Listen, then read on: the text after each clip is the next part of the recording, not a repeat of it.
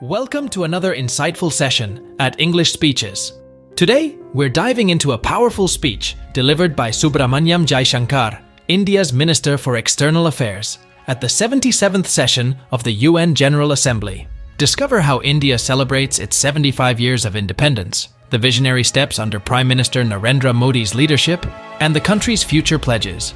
Learn how these points connect to broader global issues like multilateralism, environmental care, and international diplomacy.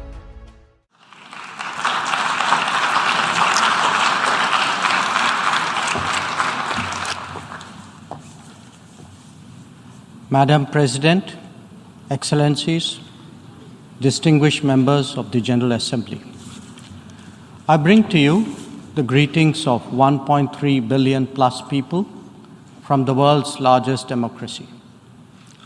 They join me in congratulating the President of the General Assembly, Ambassador Csaba Kőrösi, on his election to chair the 77th session of the UN General Assembly. They follow closely developments at the United Nations, reflecting the increasingly globalized nature of our existence. We meet at a challenging time for the world order. This session's theme, a watershed moment, transformative solutions to interlocking challenges, seeks to capture its seriousness.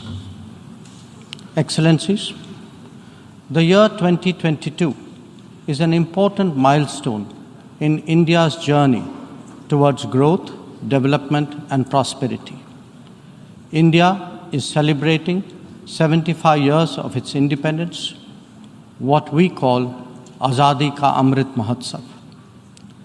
The story of that period has been one of toil, of determination, innovation, and enterprise of millions of ordinary Indians. They are rejuvenating a society pillaged by centuries of foreign attacks and colonialism. And they are doing so in a democratic framework whose steady progress is reflected in more authentic voices and grounded leadership.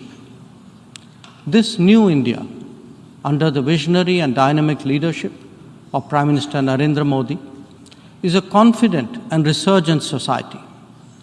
Its agenda for our centenary will be achieved through the 5 pledges that we committed to on our Independence Day. 1, we are resolved to make India a developed country in the next 25 years. For the world, that creates more capacities for global good. 2, we will liberate ourselves from a colonial mindset. Externally, this means reformed multilateralism and more contemporary global governance. 3, our rich civilizational heritage will be a source of pride and of strength. This includes care and concern for the environment, so ingrained in our traditional ethos. 4, we will promote greater unity and solidarity. This expresses a coming together on global issues such as terrorism, pandemics, or the environment. And 5, we will instill consciousness of duties and responsibilities. This applies to nations as much as it does to citizens. These 5 pledges affirm our age-old outlook that sees the world as one family. We believe that national good and global good can be entirely in harmony. It is this conviction that led us to supply vaccines to over 100 nations. Similarly, our evacuation operations in HADR situations always had room for other nationals in distress. Even as we meet our own development targets, India offers partnerships to our brothers and sisters in Asia, in Africa, and Latin America. And we do so based on their needs and their priorities. Today, the focus is on green growth, better connectivity, digital delivery, and accessible health. Our solidarity is not just in words. You can see them in 700 projects across the world. Madam President, even while India contributes to global betterment, we recognize the sharp deterioration in the international landscape. The world is already struggling with challenges of post-pandemic economic recovery. The debt situation of the developing is precarious.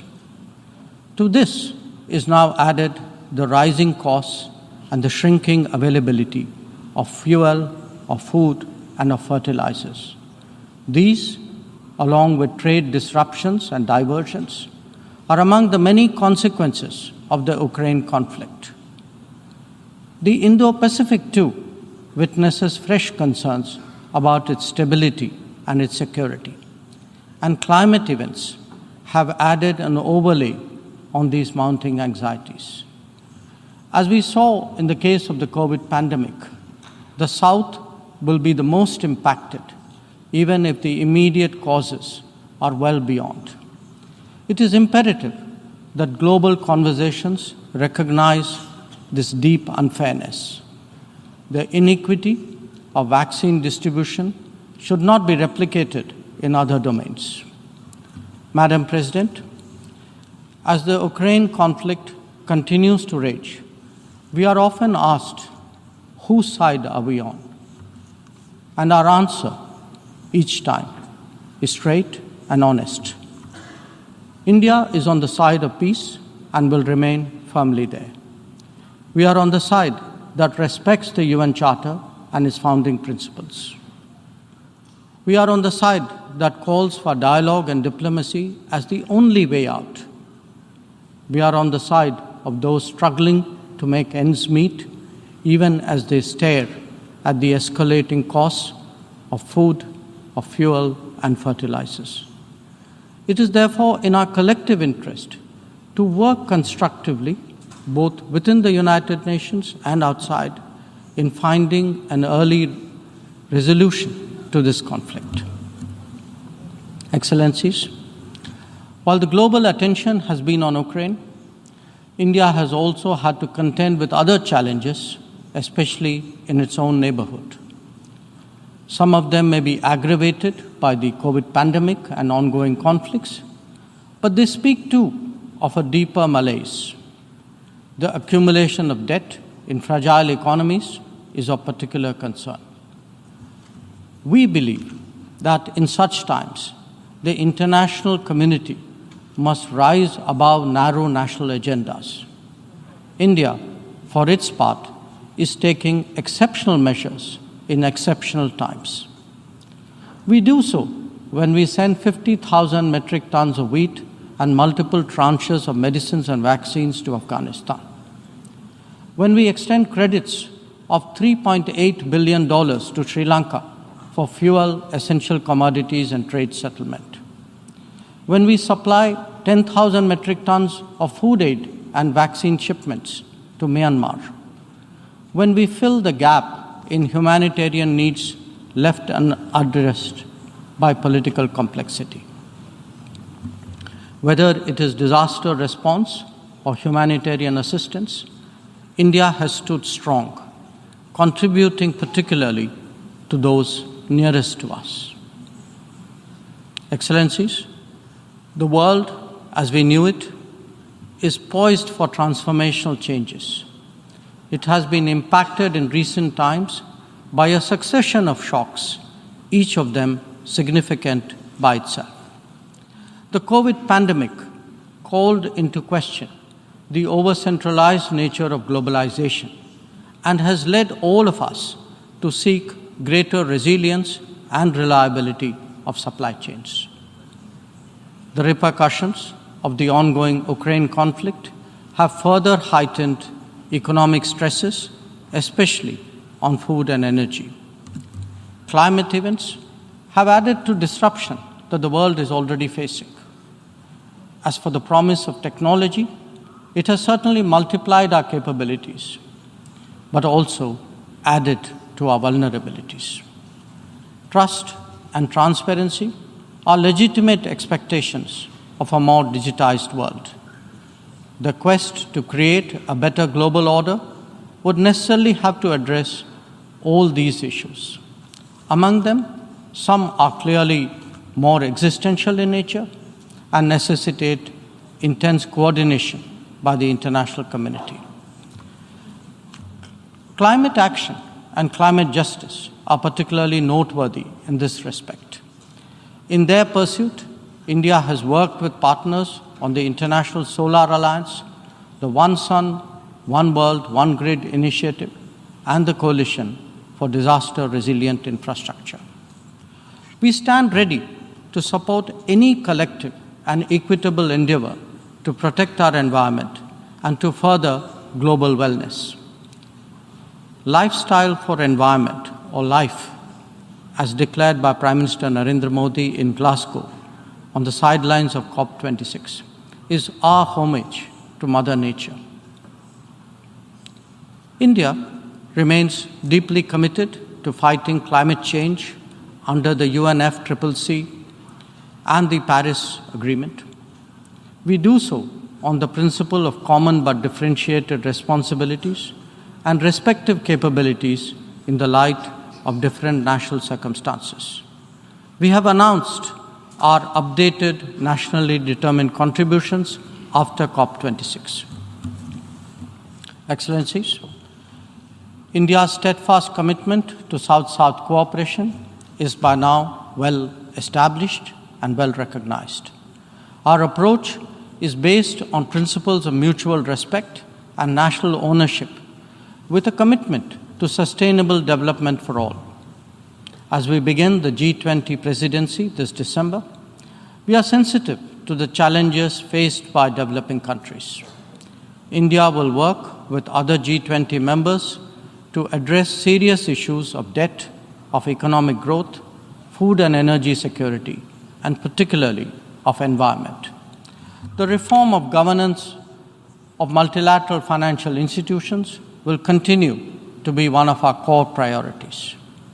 Madam President, India would be completing its tenure as a member of the Security Council this year. In our term, we have acted as a bridge on some serious but divisive issues confronting the Council. We have also focused on concerns such as maritime security, peacekeeping, and counterterrorism. Our contributions range from providing technology with a human touch to ensuring safety and security of UN peacekeepers. As the chair of the Counterterrorism Committee this year, India would be hosting its special meeting in Mumbai and New Delhi.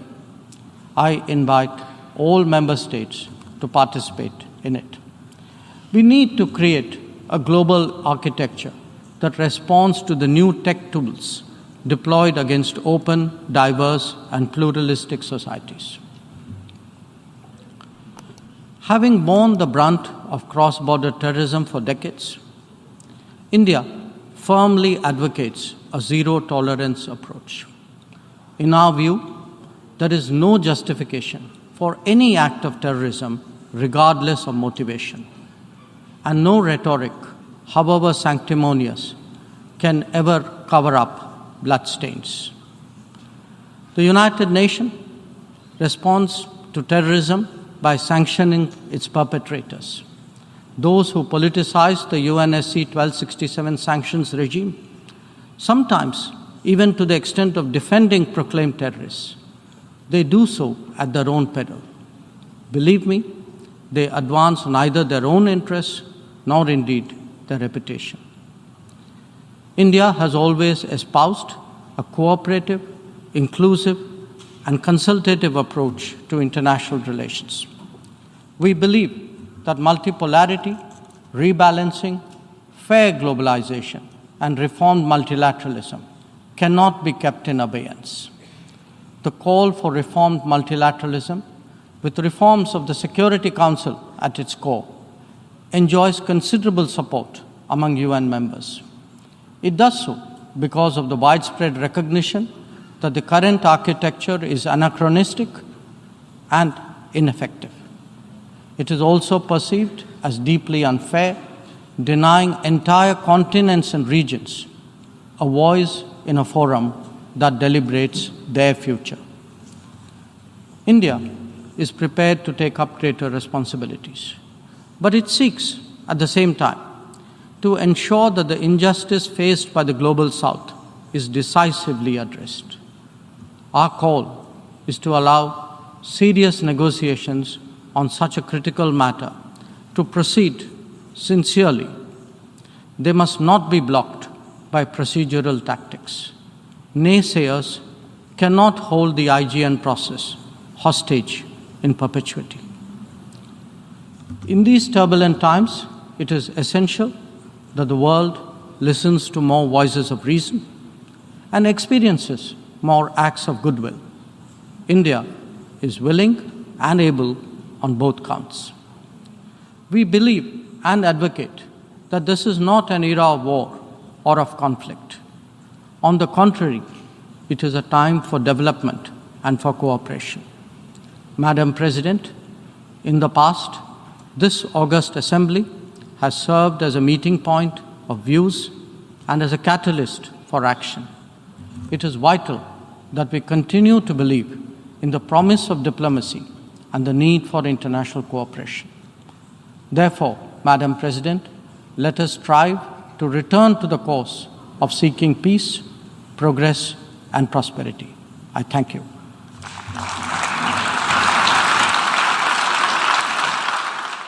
Visit our site, EnglishSpeechChannel.com, for exclusive access to video transcripts, offline audio, English lessons, and private classes.